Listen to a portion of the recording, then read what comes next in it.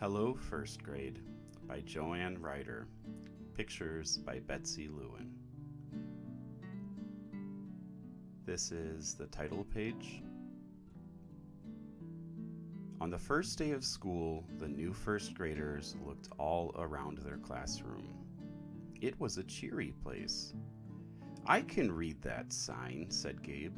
"It says, 'Hello, First Graders.'" "Good morning," said their teacher. "I am Mrs. Lee. Let's sit on the rug and get to know each other." "My front tooth fell out," said Katie. "Mine is very wiggly," said Meg. "I'm new," said Nick. "We just moved here." "I like cats," said Lisa. "I have a twin," said Matt. "Mike looks just like me, but he can whistle." After everyone finished, Mrs. Lee said, "There is someone I want you to meet." "This is Martha," said their teacher. "She is very gentle. If you are kind, you can help take care of her."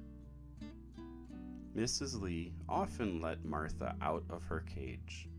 Soon the class was used to seeing the bunny hop by as they worked. When Katie was reading on the rug, Martha licked her face. "Your whiskers tickle," Katie told her, giggling. Martha hopped over to Gabe and sat on his puzzle. Everyone laughed. "It's okay, Martha," said Gabe. "My little sister does that too." One morning, Nick had a timeout. He felt bad. But Martha came and tugged on his pants. She sat by him while he petted her. Soon he felt much better. As the weeks passed, the class discovered things about Martha. Often she slept in her cage, but she liked to take naps in other places too. "I found her," said Meg. "She was sleeping in my cubby hole." One day, the principal visited them. "Friday is first grade day," she said. "Each class does something special. It's fun to see everybody's class spirit." "We can make a special quilt for first grade day," Mrs. Lee told her class. She gave them each a piece of cloth.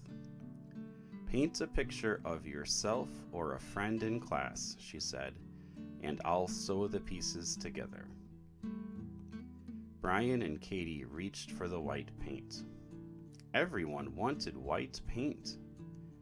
When Mrs. Lee saw the pictures, she smiled. Martha was in each painting. "Sometimes the class picks a special animal," said Mrs. Lee. "I think you just picked ours." "We could be the first grade bunnies," Robin said. "We'll need bunny ears," said Nick. "I can make them," said Brian. He helped draw the ears. Nick and Gabe cut them out. Lisa showed the class how to make bunny puppets. "Our puppets have lots of spirit," Robin said, waving hers. On Friday, Mrs. Lee's class was excited. They put on their bunny ears and carried their puppets proudly. Meg and Gabe carried a big basket. Their class quilt was inside. "You all look wonderful," said Mrs. Lee. "Now let's get Martha." "Where is she?" asked Katie. Martha was missing. The children helped each other think of Martha's hiding places. They looked for her together, but they could not find her. Matt even went next door to Mike's class, but Martha wasn't there. "We'll find her," said Mrs. Lee. "I'm sure she's just taking a nap somewhere." The first grade bunnies were quiet as each class took its turn on stage. When it was their turn, the class lined up. No one smiled. It was hard to feel happy when Martha was missing. Gabe and Meg tried to pull the quilt from the basket, but it was stuck. Suddenly, Martha sat up and peeked out at them. "Look!" cried Meg. "Martha was sleeping in our basket." The first grade bunnies hopped happily onto the stage. They tossed their ears and raised their puppets high. "That's my brother!" cried Mike. He whistled at Matt and waved at Martha. Katie gently held up Martha's basket. "This is our bunny," she said. "She lives in our classroom. She hops around sometimes while we work. We take care of her, and we love her." "Floppy ears and hoppy feet," chanted the class. "We all think our Martha's neat." "Hooray, bunnies!" everyone cheered. Afterwards, Mrs. Lee said proudly, "You are a great class with lots of spirit." The children smiled at each other. They were happy to be first graders together. You can make a bunny puppet too. You need a small paper bag with a flat bottom, white paper, scissors, tape, crayons, or markers. Step 1, fold the bag like this.